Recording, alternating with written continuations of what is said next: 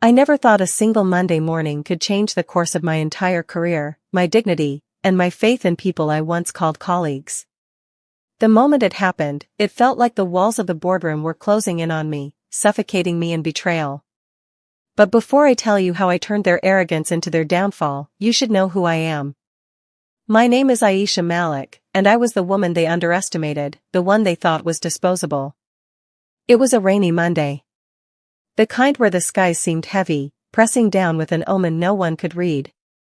I walked into the office like I did every day for the past 5 years, badge swipe, polite nod to the receptionist, the faint smell of burnt coffee in the air. Everything felt so normal, so repetitive, that I couldn't have guessed my entire life was about to be turned upside down. I was halfway through updating a compliance audit sheet when an email notification blinked across my screen. Mandatory meeting. Conference room A, 11 a.m. My heart skipped, not because it was unusual, meetings happened all the time, but because of the sender. HR Director, Martin Gray. Martin was a man who never sent emails personally. He had assistants for that. For him to call a meeting himself meant something serious. By the time I walked into the boardroom, the atmosphere was already tense. Executives lined the long glass table, their faces stiff, rehearsed. Martin stood at the head of the table, his hands folded. My manager, Chloe, avoided my eyes. That's when I knew something was wrong. Aisha, Martin began, his tone falsely sympathetic, the company has been facing challenges. After reviewing our organizational structure, it's been decided that your role is redundant. The word sliced through me. Redundant. Like I was nothing but excess baggage. I stared at him, my mind scrambling. Redundant? I'm the only compliance officer here. The audits, the certifications, the operating license, everything runs through me. How is that redundant? Chloe finally looked up, her eyes flickering with guilt. It's a difficult decision, Aisha. We have to cut costs. We appreciate your service, but your position is no longer viable. The words "no longer viable" echoed like a death sentence. My chest burned. My hands trembled under the table. They weren't just firing me, they were erasing me. Years of loyalty, late nights, missed family gatherings, sacrificed vacations, all swept away like trash.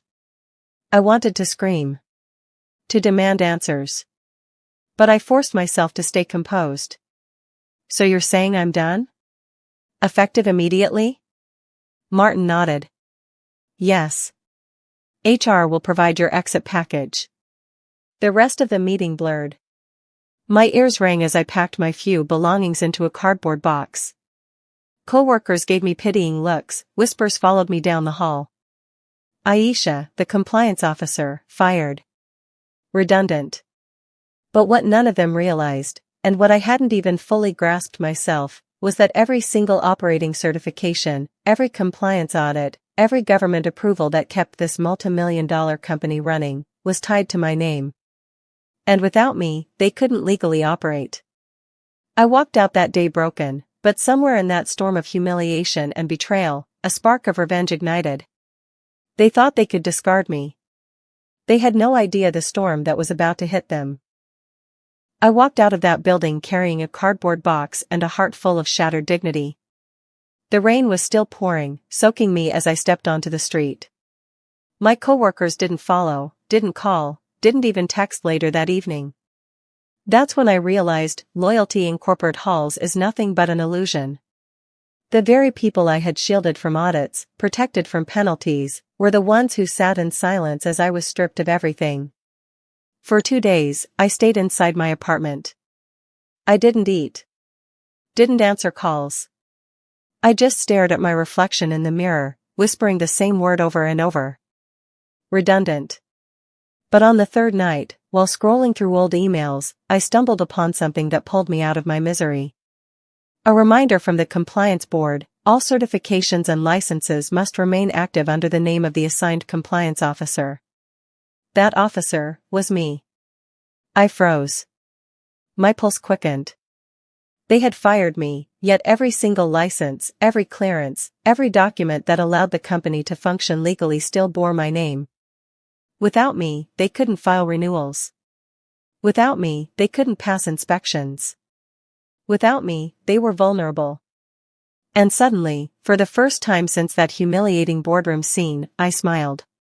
I spent the next few days digging. Every folder, every email, every archive I had ever kept on my personal drive. Copies of certifications, government letters, signed documents, it was all there. 5 years of carefully built compliance, mine to control. But I wasn't going to strike immediately. No. That would be too easy. Too merciful. Instead, I waited. And within a week, the cracks began to show. First came the frantic call from Chloe, my former manager. Aisha, hi, I know this is awkward, but could you maybe, just for a few days, help us renew the audit documents? The inspection team is coming next week, Anne. I let her ramble, then cut her off coldly. I'm redundant, remember? I don't think my help is necessary. The silence on her end was delicious. 2 days later, Martin himself called. His voice was clipped, professional, but I could hear the desperation beneath it. Aisha, this is a unique situation. It seems, the operating license is still under your name. We'd like to bring you back, temporarily, just until we transition the documents. I leaned back in my chair, twirling a pen between my fingers. Transition? That requires my consent. You didn't think of that when you threw me out, did you? He hesitated. We're prepared to compensate you. Compensate me? I laughed bitterly. You tried to erase me. Now you want me back because you can't breathe without me. That night, I poured myself a glass of wine and began drafting my plan. I wasn't going to simply walk back in and save them. No. I wanted them to suffer. I wanted them to feel powerless the way I had felt in that sterile boardroom. The inspection deadline was 5 days away. Without my signature, the company would fail compliance. Contracts would freeze. Operations would shut down. Investors would panic. And I held all the power. I decided to wait until the very last day. I ignored their emails, declined their calls, and even when Chloe came knocking at my apartment door, begging me to reconsider, I watched her through the peephole and stayed silent. Because I knew the longer I waited, the deeper their fear would sink.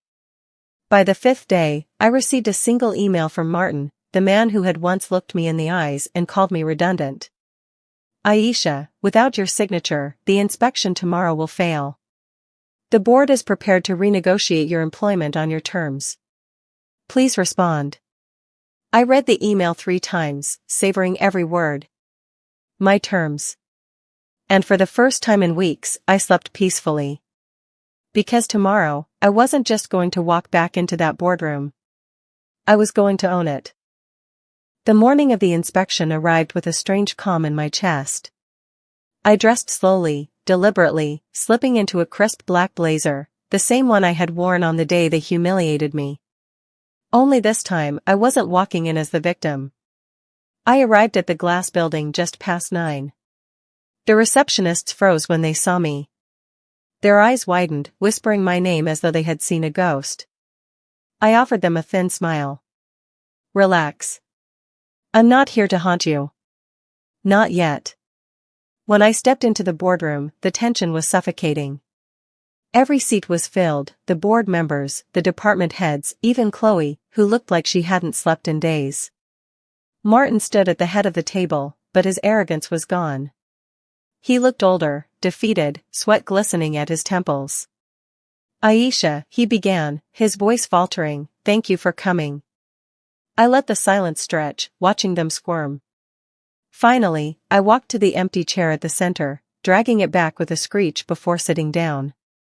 Let me guess, I said coolly. You've run out of time. Chloe leaned forward desperately.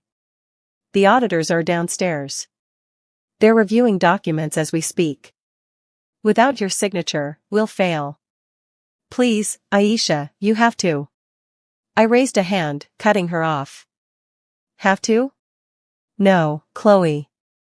I don't have to do anything. You made sure of that when you all sat there and let them humiliate me. Remember?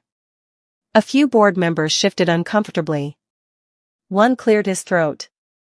Look, let's not dwell on the past. We're prepared to make you an offer.